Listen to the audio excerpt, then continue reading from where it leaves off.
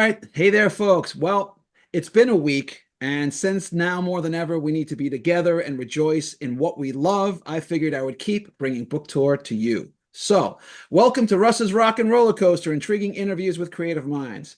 Throughout the course of our sci-fi nerdy lives, we sometimes come across a TV series that in some ways looks familiar, but in others completely changes our perspective about the way long-form stories can be told, which is why tonight it's a real treat for me to be discussing the 25th anniversary of Farscape. On our panel tonight is my pal, fellow grieving Yankees fan, wordsmith and breaker of boards, Keith R.A. DeCandido. Keith writes, well, just about everything you can think of, from original stories to all sorts of tie-in fiction, including Star Trek and, of course, Farscape. Welcome back, Keith. Thank you, Russ. Good to be here. All right. Also on our panel is the Hugo Award-winning and best-selling author Sarah Gailey. Sarah's work has been published in more than 7 different languages and in dozens of venues internationally, and has also written some Farscape. Welcome, Sarah. Thank you for having me. All right. And last but certainly not least, please welcome kick-ass TV producer, writer, and director Rockne S O'Bannon. Rockne began his screenwriting career as story editor on CBS's 1980s revival of The Twilight Zone and writer on NBC's Amazing Stories. He's also a multiple award-winning and nominated showrunner, writer, director, and producers of shows such as Sequest DSV, Defiance, Cult, Revolution, Constantine, and Evil.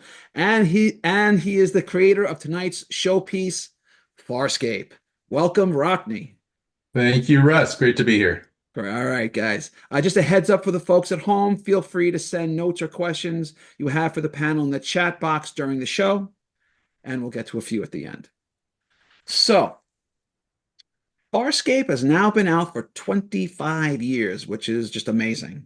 I recently went through the entire run, and in my mind, it holds up as one of the true classics of sci-fi TV. Now, Rockne, give us a little perspective on the genesis of Farscape and what it means to you now that there's still such an enthusiastic fan base for it. Yeah, it actually began in the early 90s. I was approached by the Jim Henson Company, Brian Henson, who had just taken over the company from his father. And they wanted to do something. They had talked to the Fox network at the time and kind of pitched it just the most general sense to do the Star Wars Cantina, right? But do it for TV. So that was all they had. And so when I talked to Brian, he said, we wanted, a Creature Shop. I want to show everything that the Creature Shop can do. And lots of aliens and lots of very exotic, species and all that. So once, given that mandate, I went off and I said, okay. And I came back to him with the idea for a show where essentially everyone is an alien except for the lead, the main guy. And then I added for added spice, the only people that look like him, that look fully human, were the bad guys. In this case, the Peacekeepers. So we went in and pitched that to the Fox network, and they commissioned a pilot script, wrote that. They liked that. But, in TV, especially science fiction television, you have to build everything. I mean, we were a ship show, so you had to build. You can't go out on the street and shoot on, out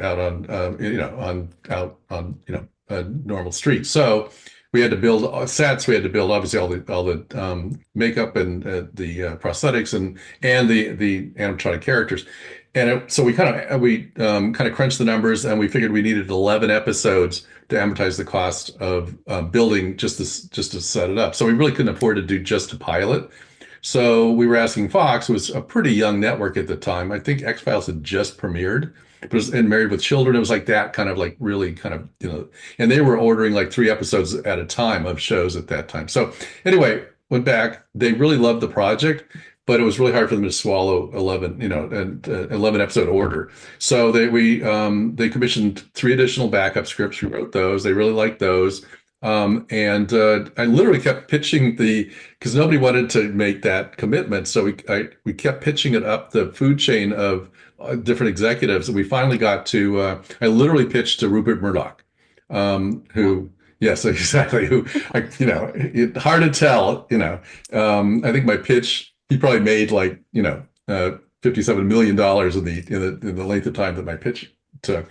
But we pitched our way up the thing, and they had at that by the time we got to there, they had a couple of producers who they'd worked with on X-Files, Morgan and Wong, and they'd bought a space show from them, Space Above and Beyond.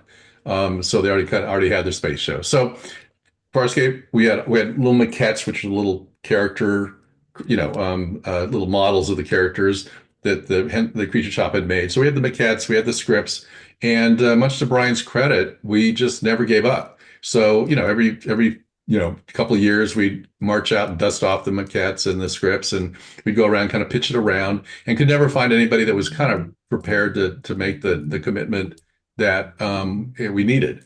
And finally, as I like to say, television came up with exactly what we needed, which was a network dedicated to science fiction, which is Sci-Fi Network.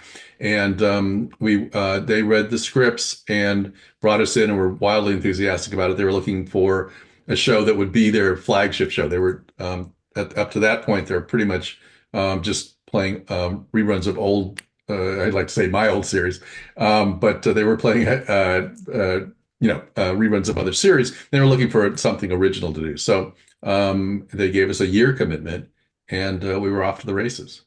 Wow. Well, so how does it feel now? So it's 25 years later. We're talking about it. Like, what is it? What's that like for you? It's stunning. I mean, look, I wish it were on for 25 years. I wish we were talking about season 25. But no, you pray for something that has any sort of longevity that kind of sticks with folks. And as we're discussing and talking just before we started the cast, it's something that people are still discovering. All right, which is really, really quite exciting. And I think if I may, look, it's 25 years old. And obviously, visual effects and all sorts and storytelling and all that has come a long way in 25 years, but it kind of holds up. I mean, obviously, and the evidence of that for me, is that I do hear from people who are now just still discovering it. So all that, look, as a writer, you guys all know, it's like, to have something that has those sort of legs is pretty awesome. Right. So I think you could reasonably rename Farscape as the ongoing torture of John Crichton. So, talk to we all torture don't we all torture our heroes? I think you were slightly more sadistic. Okay, well, persistently sadistic here. So talk to me about Ben Browder. I just wanted to torture Ben Browder. So. Yes. So Keith, get us started. Talk to me about our battered hero. Well, I mean, Crichton, on the one hand, he's a fairly standard archetype. I mean, Crichton is Flash Gordon. He's Buck Rogers. He's the POV character from contemporary Earth at the time, who is thrust into this situation that is completely nuts. And what I particularly like about Crichton is that he is the type of hero that I think is more interesting. He's somebody who keeps trying no matter how much crap is thrown at him. And he still keeps coming back and tries to do the right thing no matter what. And he's very relatable, partly because he had pop culture references and all his attempts to fit into this crazy world.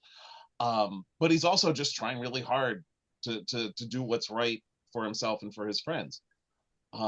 He's a very compelling hero. And yes, he gets the shit kicked out of him pretty regularly. Well, the thing is, but what I want to just kind of get into, it's not just that he gets beaten up. I mean, he gets manipulated and tortured and in every, psychological, emotional, spiritual way imaginable. I mean, it's not just like he took a beating. I mean, this was like, if you were going to say, you know what, how could if I'm going to stick someone like in an evil experiment for years at a time and think of every horrible thing I could do with a human being, that's him. But he also found a family. He made a family. And not just him and Aerun and the kid that was born. Yeah, the found family. But the whole ship. Those were and he stood by them, and tried to make life better for all of them, even with all the torture and all the everything and all the manipulations. He never lost. He didn't turn into a gibbering wreck, and he didn't turn into a horrible person because of what he went through. He stayed strong and got stronger. He endured for sure. Sarah, Yeah, what yeah. about you? And What's kind of your take on I mean, Crichton really, I mean, they really did a number on him. What's your take on Crichton? I mean, as someone who takes great pleasure in finding new ways to torment my own protagonists, I think he kind of got what was coming to him. It's his own fault for being the main character. Well, Wow, in an that's ensemble, but meta. POV. No, but I mean, to Keith's point, I think the thing that keeps him from crumbling under the absolutely relentless weight of this show's kind of attempts to break his spirit, mind, and body is he brings a sense of curiosity and humor really consistently. And I understand that's the tone of the show, right? This show is so adept at not being incredibly self-serious, even in moments where it's being very reflective and insightful. But having a hero who doesn't bring a sense of grim determination, but instead a sense of curious determination to every situation, I think is a real model for how to survive enduring relentless hardships, which is something that sure is on my mind these days. No kidding. Yeah. Good point. And he's a scientist first and foremost. Yes. It's easy to lose track of that because he's so out of his depth so often in the uncharted territories. But he is somebody who is a scientist who's trying to explore things and discover new things. Yes, and that drives him. Yes, throughout. for sure. So Yeah, and the fuse for his character is in the first minutes of the first episode when he's talking to his father, and his father's very much a traditional hero, right? And the father says to him, "You have to be your own kind of hero, right?" And then he proceeded to have to face all sorts of things that were obviously nowhere near his expectations, and it just gave us kind of license to keep piling on. Yeah. Also, I just found I really appreciated the push and pull between Crichton eventually becoming truly dedicated to his found family while still struggling with the idea that he wanted to get back to his original family. And those two desires were often in conflict, and having to how he had to navigate both on a regular basis, I thought was really kind of that real struggle. I thought kind of propelled why, for me anyway, why he was so relatable. And I'm even going to talk a little bit about that a little bit later. All right, so most TV series, especially at that time and certainly before it, were male dominated, with women often as window dressing or eye candy. But no, not on Farscape, where the ladies were all forces to be reckoned with in their own ways. So talk to me about the ladies of Farscape. So we'll start with Sarah. Oh, I mean, I think it is absolutely no exaggeration to say that the women of this series were incredibly formative for me, both as a creator and as a human being with brilliant interests in the world. There really was nothing like this on television at the time that I had seen, certainly when I first watched the pilot episode of Farscape and I first clapped eyes on Aerun. Something significant changed inside me. And it was something that was the true north of both pursuit of what kind of person I wanted to be and what kind of person I wanted to be around. Which is to say, someone who can absolutely stomp the crap out of any astronaut who comes into my space mouthing off. And I mean, the development specifically of that character over the course of the series is also, I think, a mirror to the development of a lot of the loved ones in my life who have come from places of feeling very black and white about the world they're in, about what justice means, about what power means, and how to get power and hang on to it, how to feel safe in different kinds of situations. And the growth process is one of moving toward more complexity, understanding, and again, curiosity.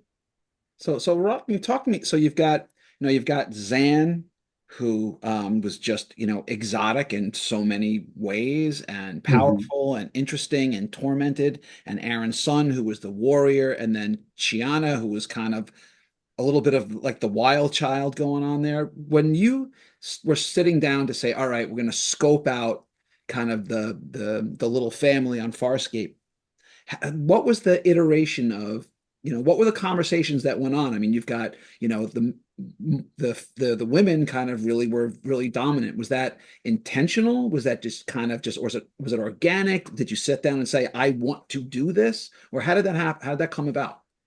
That's a great question. And in terms of populating the show with women characters, strong women characters, that was obviously of great interest right from the start. I grew up in a family with two sisters and no brothers, and only Same here. women cousins. So very very female oriented upbringing. But the strength of the characters, as you guys are all describing, it is really comes. I can't overstate the value of the actors in all three of those roles. Mm. Are just you never know, right? You cast a show and you just never know. But then in comes Claudia Black, who's just exactly what you need. What a Virginia force of Hay, what a force of nature. yeah, no, she totally is, and could carry.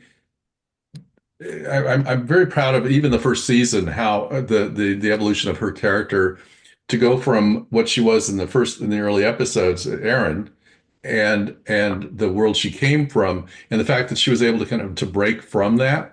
And then one of my favorite moments of the entire series is at the end, near the end of the first season, when pilot says that Moya wants Erin to name the baby, name her baby. And just if you just watch Claudia Black's performance there is Yeah. stunning, really Yes. stunning. Yes. I mean, the way it struck her, it was just It's like so, yeah, it's so great. you saw it like vibrate on her soul when that happened. Yeah. Wow. Yeah, and yeah, to get an actress that's capable of that. Virginia Hay, we were auditioning a lot of actresses for that role, and she just came in and she just had everybody else is more kind of priest-like and much more kind of staid and all of that, and she was just having fun with it. It's exact, and I literally turned to the line producer, our Australian line producer at the time. I said, because she was doing it with Anthony Simcoe, she was reading with Anthony, and we hadn't cast him yet, especially officially, but we liked him a lot. And I just turned to the line producer and I said, if we had a 35 millimeter camera right now, we could start filming the show, because the two of them were absolutely spot on. And then Chiana, who was a little bit late arrival to the show. Again, it's just that kind of wonderful abandon and brio, right? So That the can I character ask needed, you? and just real quick, and so that Yeah.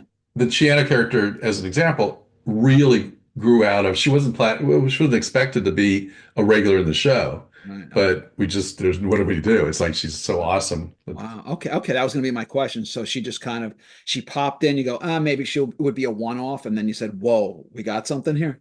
Yeah, absolutely. Yeah, truly. Okay. So One of the things I love Brad, about the please. show is all the different, all these characters you introduced who you kept bringing back just because you didn't want to lose them, to the Mhm. point where like the crew had to be split in half during season 3 just because in order to give everybody enough screen time, Yes. Mhm. which was great, and there's so many really fascinating, and watching how they all evolved over the course of the series is one of the things that's so compelling about it. I mean, my favorite example is Crace. Crace goes from being No, no, no, no, no, no. We're oh, talking about the I'm sorry, did I ladies. jump on a question? No, no, Sorry, no. Typical Keith. It has to like sorry, Stick immediately. here. All sorry. right. So yeah, I mean, we'll talk a little about it later, but I have to say the fact that unfortunately that Zan couldn't be around for the full run was because she was probably, I don't like to say favorite, but to me she was the most fascinating character. Yeah. There's so much there, and I understand sometimes it goes that way, but she was really something. All right. So I oh, must say, much to Virginia's credit, she's hung in there for seasons. But in order to affect the look, she had to shave her head and eyebrows. yeah. And to ask that of someone, right? And we talked to her about adapting it, so that she could have some hair, but she could never have her full, kind of beautiful blonde hair. So no, she was truly, I mean, what a trooper. Yes. All right. So with two main characters, Rigel and Pilot, both as puppets, there was some split about They were how puppets? well, animatronics. Yeah. No, who knew? Who did? They were? I didn't know that. Oh, now you tell me. God, thanks a lot. Oh, gee, Thanks, thanks. Russ. Right. So there was a little bit of split on how people felt about it. Personally, I thought they were brilliant, and at no point ever did it distract me from the narrative. Anything, I actually felt that the animatronics added a texture to the show that you wouldn't, normally expect. So, talk to me a little bit about the interaction and the use of the animatronics and what it did and what it took to kind of bring all this to life, because it wasn't just a one-off. They were just integral to the entire series. So Keith, just what were your thoughts on having these kind of characters? Well, I mean, Rigel and Pilot are two of my favorite characters on the show, anyhow, and and it really gave more than even the amount of makeup that Zan and Dargo had. In those two characters, you really felt like you were on an alien ship, because these weren't just people with stuff on their faces. They were genuinely other, and that really made a difference just to the tone and texture of the show. And on top of that, the Creature Shop did such a good job with them. I mean, they were so expressive, and so and also wonderfully voiced too. Jonathan Hardy and Lonnie Tupou did a great job with the voice. I remember when the first time I met Jonathan Hardy and I realized how much Jonathan Hardy was actually like Rigel in real life. It was kind of scary, but even at the eyebrows. But and Rigel was just such a wonderful character, and so much. One thing, he was the smartest guy in the ship, and it wasn't even close. One of my favorite episodes is the Iench Uyench, when he and Scorpius are negotiating for the terms to go on the command carrier, and right, Scorpius is not a slacker in this regard, and Rigel was still running rings around him. The only reason why he didn't take over everything is because he's incredibly lazy. Yes, basically. Yeah. And I love that, and writing him was always so much fun too. Writing him both in the novels and in the comic books, because he's just such a snot. And besides that, there was also opportunities to do things with them that you couldn't do with the human characters, like cutting Pilot's arm off. Right. You couldn't do that obviously with the human character without So I have to say, just for me, Pilot was the depth of the empathy. Yeah. And the kind of like the spiritual connection, of course, the physical and spiritual connection shared with Moya, and he was.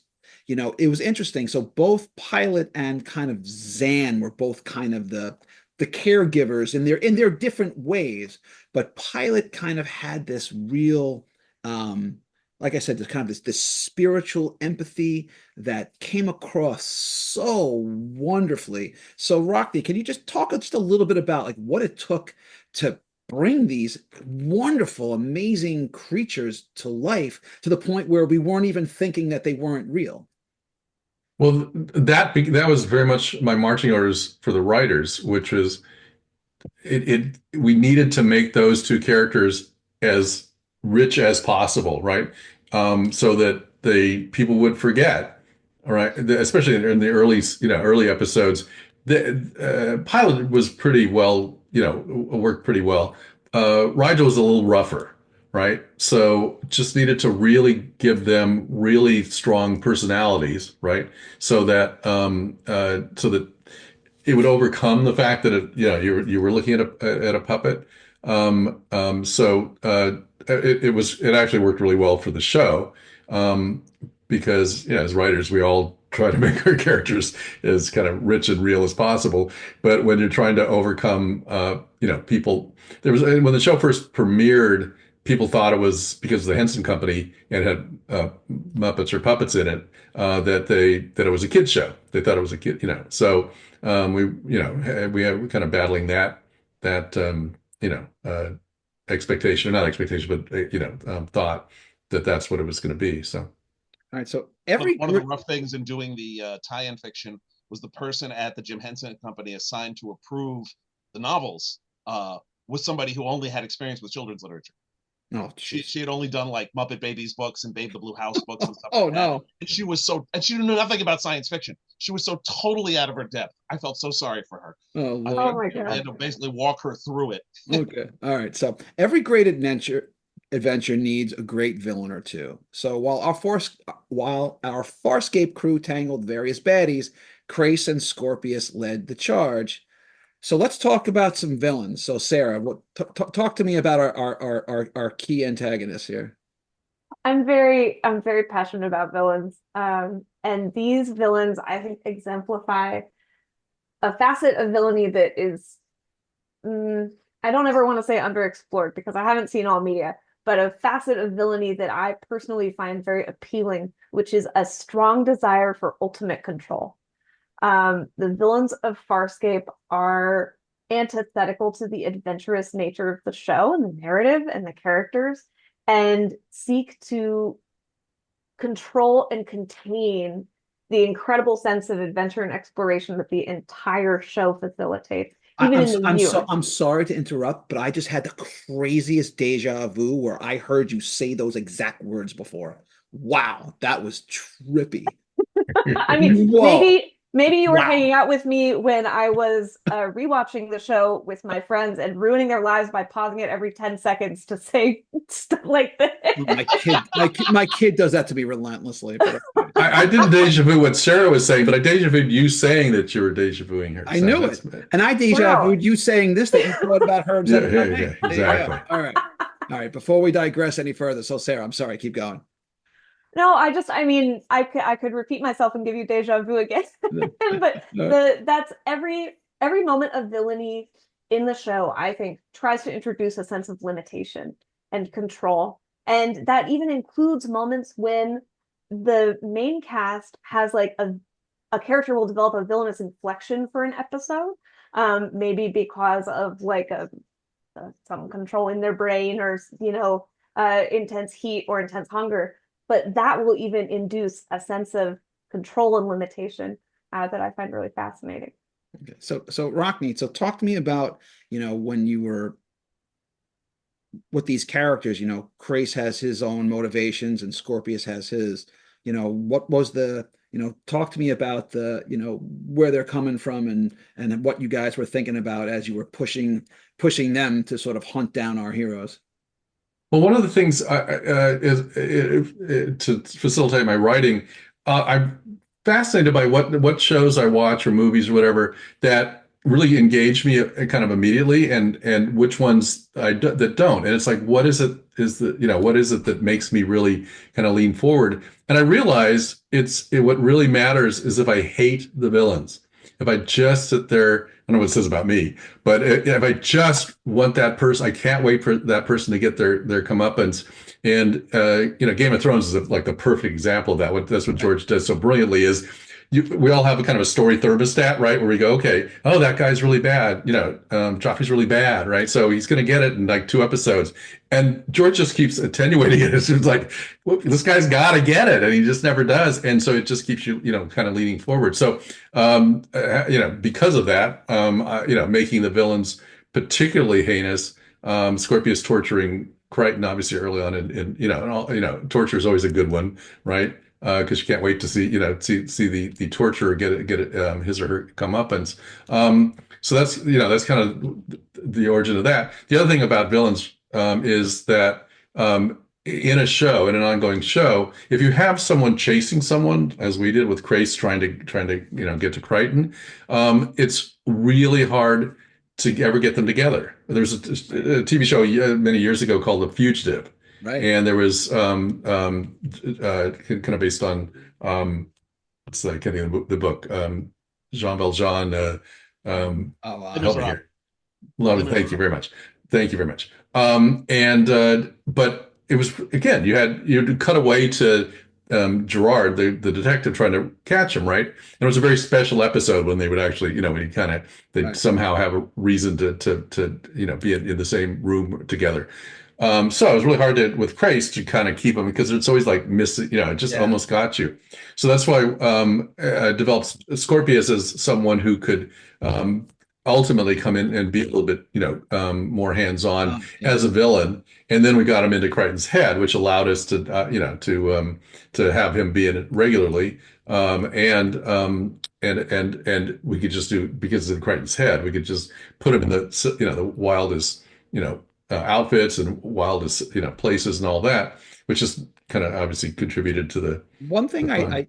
I find interesting about villains, and because I was watching something recently, um, where I think there's a very important distinction between a villain that you hate and a villain that you love to hate. Because there are certain villains where you just hate them so much. It's not like, oh, I can't wait to see what terrible thing you do and you get yours. Like some characters, I just want you gone. I don't like you on screen. I don't, this isn't even fun. You're that bad. Where these characters, they had enough sort of, they had the right amount of charisma and depth that kind of kept you wanting to see, the chase go on. Because sometimes you've had enough. And I never felt that with either one of them. They were really kind of, I loved to hate them. And I think that's a Mhm. really important distinction. So And one thing, Christ, you come around again to actually liking it. well, He right, because develops into yes, this heroic character in the end. I mean, right, he ended with a heroic sacrifice, which is yes, the last place you would have expected to find him if you starting from the yes, first episode. which is in his And it's own very way. convincing, Yeah, and he kind of, in his own way, he went the Aerun Sun route. He finally Right, realized right. this is just wrong. And Mhm. so, all right, just a quick Well, interlude for the wait, folks. So but just, before we move on, can yes, I just please. say, I mean, I think that heroic sacrifice and the satisfaction of it points to another villain in the series, which is the entire system of Yeah, peacekeepers. Having a system villain is so exciting to me because it introduces so much threat at every single angle to every aspect of growth and happiness the characters could ever experience. And as we know, I love seeing John Crichton suffer. So, I mean, every moment that you feel a sense of relief of like, oh man, they're really out of it now and they're going to get to just have a nice day at the beach. Suddenly this system imposes fear. And I feel like so much of the satisfaction at the end of the series is about parts of the system breaking. Yes, yes, well, God willing. All right, it's a quick interlude for folks who came in a little late. If you have any questions or comments for the panel, send them in the chat box, and we'll get to a few at the end. All right, so there was a very strong sexual element to Farscape, which gave it a more dangerous, seductive, and at times even a noirish feel. And you won't find that much, and certainly not the same degree in, let's say, Star Trek or Star Wars or some other space opera. So how did that sexuality, that sexual component, impact the series? well, made it feel more. I mean, it made it feel more real in a lot of ways. The part of it is the whole desperation angle. I mean, these guys are on a prison ship and they're running away and trying to stay safe and finding comfort in each other, in not just sexually, but just as friends, as companions, as people who help each other. And more specifically, I mean, Shiana is a very sexual creature. You know, Gigi played her particularly, and she was written as somebody who used her sexuality for lots of different things, both good and bad. Um, and and also just the Zan's certain sensuality, Rigel's lust for lots of things, and um, and and also the relationship between Crichton and Aerun, which was as much physical as it was emotional. Um, and really, it just made everything feel more real to me. So Rockne, if let's just say Farscape had been on cable TV, you would have expected, okay, all right, let's just sauce it up a bit. But that wasn't the case, and you guys were still kind of, aside from the nudity, it was about as kind of sexual as you could really expect from a show. Was that always kind of an intention, or did it just kind of said, hey, let's just go with it and let's get our freak on, or like what was going on Yeah, there? probably that. Okay, Yeah. but I'll try to give an answer that so we can kind of table that. No, the series was obviously I'm a huge Star Trek fan, right? And so but the intent of with Farscape was to do a version of kind of, and I hate to say the anti-Star Trek because I love Star Trek so much, but something that the ship didn't have a military hierarchy. They're escaping prisoners. All those sorts of things were in place, and among those elements was the kind of organic nature of the world. Moya is a biomechanoid, a living ship. With the translator isn't done by a translating any sort of device. It's done by little creatures, little translator microbes. So in every instance, try to stay away from mechanical and try to do things that were more organic. And obviously, sex is a significant part of of our biological existence. So it seemed kind of natural to do that. Okay, so you mentioned it real quick, but let's talk about Moya for a minute. First, it's a living ship, and second, unlike in any series I can recall, it had no weapons. So let's talk about both of those elements and how they impacted the choices all the characters were faced with. So Sarah, what did you think about this living ship? It wasn't just, it wasn't just like a souped up car, and if it crashed, it crashed. I mean, it was one of them. I mean, what is a better way to encapsulate the intimacy of a really well done ensemble show than this? A living ship that you have to have a relationship with, that you have to take care of and attend to and listen to and pay attention to, and that can't easily defend itself against the threatening situations you might put it into. With a great deal of respect for not wanting to call this an anti-Star Trek show, as someone who also loves Star Trek, it does feel very opposed to a lot of, for example, relationships with the Enterprise, where it's like, okay, well, point this part of the ship, and that'll take the most damage for us while we figure out how to escape and get into a different adventure, and then we can do repairs. This is a real creature who, just like you and me, if it takes damage, the damage is damage. I bumped my knee on a table. I'm moving into a new place, and I bumped my knee on a misplaced table the other day. And I sure haven't been able to do any repairs to the massive bruise that's showing up there, and that will probably last for a long time because I get older every day. It's the cost of adventure feels so much more real when you're doing it inside something that's alive and needs your care. Yes, Rockne, so talk to me about that. It was, the idea of having a living ship, was that from day one, was that kind of part of the discussion, or how did that come about?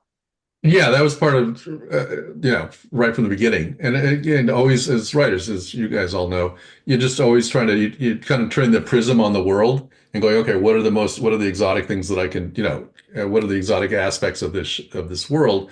And as the kind of organic nature of it started to kind of rear itself, the idea of a living ship just appealed to me a great deal. Off of what Sarah was saying, it really was something that wasn't intended up front, but became something very, very apparent very quickly, which is, yeah, if the Enterprise gets shot at or hurt, right? You're worried about the people inside, right? But it isn't the ship that you're concerned about, right? It's only as a container to keep our crew alive. In the case of Moya, yeah, we're worried about the people inside, but we're also very worried about every time, something would happen to her physically, we would be very, very, that mattered to us as well. Keith. I also particularly like the fact that Moya is purely defensive. The only real combat capability she has is to run away very fast. And which is useful in a lot of ways, and it's one of the things that keeps everybody alive. But that I like that she isn't a violent ship, which makes it even more interesting once you give birth to Talon. And giving birth is another thing. I mean, on top of everything else, throughout the back half of season one, you have to deal with not just a living ship, but a living pregnant ship. Yes. Which adds a whole new dimension to everything. and for that matter, Moya's relationship with Talon throughout seasons 2 and 3 is also a very compelling relationship Yeah, the between way mother she was and child.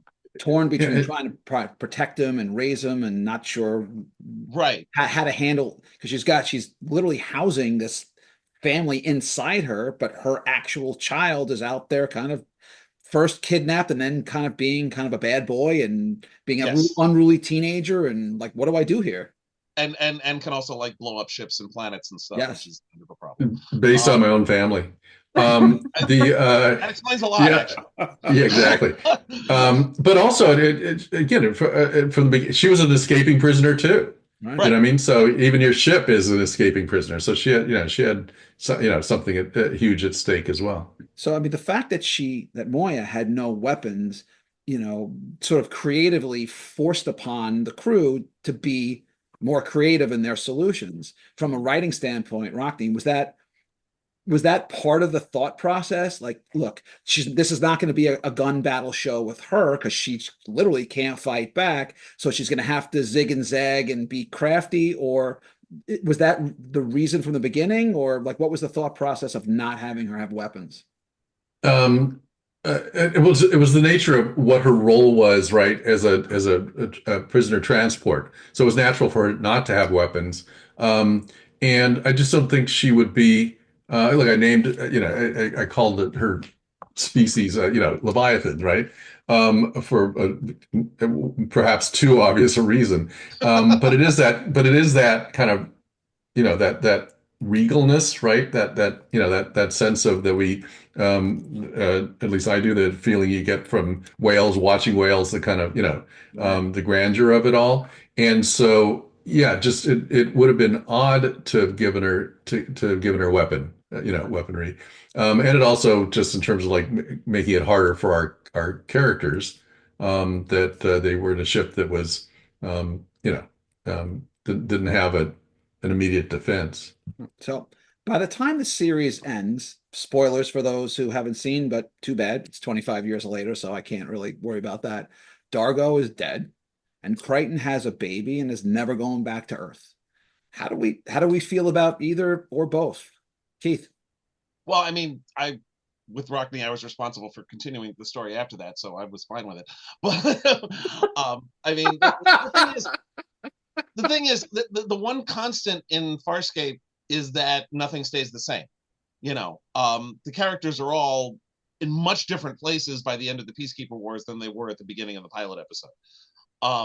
And that so changes the order of the day. So one of the things one of the fun challenges of doing the post finale comics that Rockne and I wrote was, okay, we don't have Dargo anymore. We don't have, Krace is blown up. The Scarran War is over. What's the next step? There's always new characters. There's always new situations. And it's the constant change and the constant evolution of everybody is part of the fun. And that's part of what makes the show appealing, is that everybody is constantly moving forward. You don't have the same status quo at the end of season 4 that you had at the beginning of season 1. So all of those changes and all of those differences that you mentioned just is a natural outgrowth of what the show had been doing all along. So Rockne, how did you feel about, I mean, look, not every character in every series makes it to the end, and probably nor should they, but in shows like this, generally speaking, everyone kind of, at the time, if it's Star Trek, pretty much you're going to make it to the end because that's just the kind of show we are. Obviously, Farscape a bit more dangerous. Was there always a thought that one of them at least was not going to make it past the finale, or was that just sort of an organic decision? It was very much an organic decision, and it's one of the aspects of television. Now you just said it, is that you kind of expect people are going to make it to the end, right? And you do have to be very, very careful about not kind of just cavalierly, offing some beloved character. But it does speak to very real stakes, and stakes, especially in an ongoing series, and even in the 4-hour miniseries that wrapped it up. You've got it's quite a big piece of story, and you just want to make sure that the stakes are very much front and center. So that was, the demise of Dargo kind of had, was our sacrifice, if you will, to making sure the stakes were high. You could make a pretty compelling argument that given all the hell that they all went through, that they made it as far as they did was nothing short of a minor miracle. Okay, well, that was great, but now it's time for a special segment on the show where we spin the wheel. On the wheel are 7 possible categories I created, especially for this panel. Wherever it lands is what you get, and the categories are Cats in the Cradle, Stark Raving Mad, Your Hand is Where?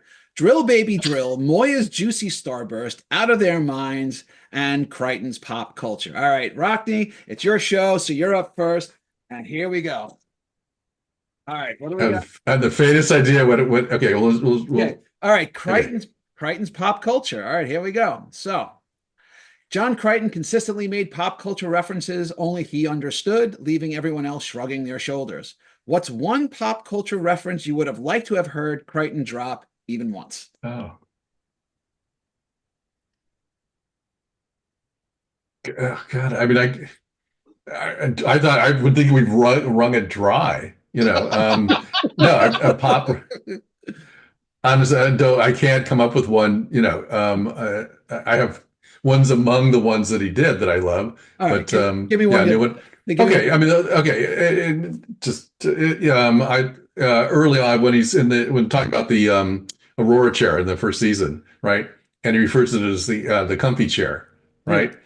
Which is a Monty Python reference. Yeah. And that came out of, we would, in the writer's room, in any show, there's 2 levels of creativity going on. One is the creativity you're putting into creating the stories for the show, but then there's that kind of sub rosa thing among the writers where you're always kind of making jokes and referencing, pop culture things amongst yourselves. And so when we were doing that on Farscape, I would tell the writers, no, put that in the show. No, we want that. Those things are the very things that Crichton should say. And so, yeah, a comfy chair is one definitely that I loved. Okay. All right, Sarah, you're up next. You ready? Oh, I'm sweating. All right. All right, and we get no duplicates allowed. So, all right, Stark Raving Mad. All right, what the hell did I come up with here? All right, so Stark was, if nothing else, troubled. At worst, he was batshit cray-cray. But in a bizarre universal crossover, Tony Stark and Farscape Stark have switched places. Which one causes more chaos to their respective teams? Oh man, this is a really tough one, but I do think it's going to be Tony Stark because I think that man thinks he can solve any problem anywhere by taking an item apart and putting it back together differently. And I think he would approach Moya from the wrong end. It's a great answer. I'm sure that's true, but well done. All right, Keith. All right, here we go. Okay. And for you, we got Moya's Juicy Starburst. All right, God, what nonsense is this? All right, well, things being as they were for the Farscape crew, Moya's got hit by some strange radiation, and every time she tries to starburst, the crew gets the candy, not the power to leap across space. What's your starburst flavor of choice for Moya? The stakes could not be higher. No, they really couldn't. I don't know. I mean, probably I'm gonna go with cherry flavor just because that's a comforting one, and Moya wants to comfort everybody, and it's a nice flavor. All right. Cherry Starburst for the Big Leviathan. Also, red's my favorite color. So, all right, there you go. All right, that was awesome. But now it's a time where you're going to pick your poison. I've got 3 choices for you: A, B, and C, and I'm not going to tell you what's behind each one, but I will say they're all themed to tonight's show. All right, Rockne, what do you got? Yes. A, B, or C? Let's go with A. A. All right, Captain's choice. You are the captain of Moya. You and the crew have come upon a planet inhabited by billions. They are in the midst of a civil war. You have 2 choices. You can intervene, save the entire planet, and help set them on a better path for the future. But in doing so, as captain, you personally survive, but the rest of your crew is killed in the process. Or You can let the citizens of that planet figure it out for themselves, but in doing so, they destroy each other. Captain's choice: sacrifice your crew on Moya to save billions, or sit this one out to fight another day and watch billions die in the process. I would prefer not to watch billions die, but I would choose the latter. I would they're in a situation they created of their own, right? And if I have to sacrifice my crew, I'm not going to do that. All right. Oh, hey, tough luck. Okay. All right, Sarah. It's billion. It's too bad. Sorry. Tough luck. All right. So you have B or C. Keith, I'm so sorry. This means I'm picking for you, and I really dread It's what's fine. going to happen to you I'll after I live. pick C. C. All right. So knowledge is power. Oh God, what did I come up with now? All right. If you could possess the secrets of wormhole technology, knowing it would revolutionize our ability to travel through time and space, but that you would be hunted relentlessly for its power, would you accept that knowledge? Oh, hard no. I don't think humanity needs more access to more places right now. I think we gotta fix some things here, and the last thing we need is the ability to export our problems across the galaxy. I'm with you, sister. All right. So Keith, that leaves B for you with Truth Serum. Okay. I've got 10 Farscape related questions. Here we go. Favorite Farscape storyline? The introduction of Scorpius at the end of season 1. All right. You can pilot Moya, who is more mature but has no weapons, or Talon, who is harder to command but is more lethal in battle. In a Farscape world, who would you choose to pilot if you could? Oh, Moya. Not even a question. Sticking with ships. Talon's nuts, man. Sticking with ships, if you could, would you travel on a Leviathan or Lola Cadargo ship? Oh, Lola. Lola's fun. Yes. All right. Given his upbringing and his strategic maneuverings, is Scorpius a sympathetic character at all, or was he simply too dangerous and manipulative for his own good? Both. Which two Good Farscape answer. Which Farscape characters would you rather see in an ethical debate? Dargo and Zan, or Rigel and Aerun? Rigel and Aerun will be much more entertaining to watch. All right. Okay, this is a permanent role for you on the crew. Would you rather be assigned to clean up after Rigel's various farting and vomiting, or be Narante's guinea pig for her various potions? Oh dear God. Cleaning up after Rigel. I know there'd be an end to that, and I would probably still be alive. All right, scariest Farscape character. Scorpius. Okay, I'm just going to interject. Sheer ruthlessness. I actually think deep down the scariest one was Zan. We just never got to see the full power. But that's just right. There's an argument to be made for that. Yeah, if you pissed her off, you were screwed. Okay. My mind to your mind, Russ. Okay, Yeah. Lesser used Farscape character you would like to have seen get a deeper storyline. Jewel, actually. Oh, okay. I always liked her. I know most people didn't, but I actually really liked Jewel, and I wish we'd gotten her. Okay. The Peacekeepers were the main antagonists of Farscape. Were they fundamentally villainous, or were they a mostly well-meaning force for good who lost their way? The latter. That was kind of a plot point in the comic books. So. Okay. Was John Crichton a good leader?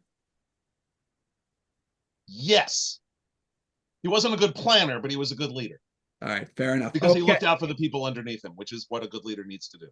All right, so we're going to have time for a question or two. Let's see. Farscape, here's one. Farscape covered several different media, TV, comics, novels, and that one ancient PC game. Different media have different requirements for the way their stories are executed. What were the conversations like about story beats or character interactions among these different media? Did they feel very different from each other? The biggest one, obviously, was certainly in terms of TV series versus comic or novel, is that the TV series is limited by budget and what you can physically film, right? Whereas obviously Keith and I in the comics had the freedom, as we did, to go visit Hyneria, the planet, Rigel's planet, specifically because we could have as many of the Hynerians as we want. Whereas in the TV series, we made one attempt at having a second Hynerian, which did not work out. Was not pretty.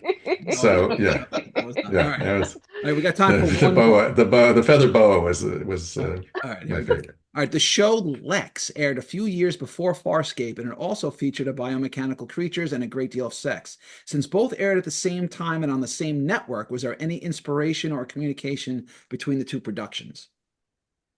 The title Lex sounds familiar, but I don't honestly. I didn't watch it, so I know.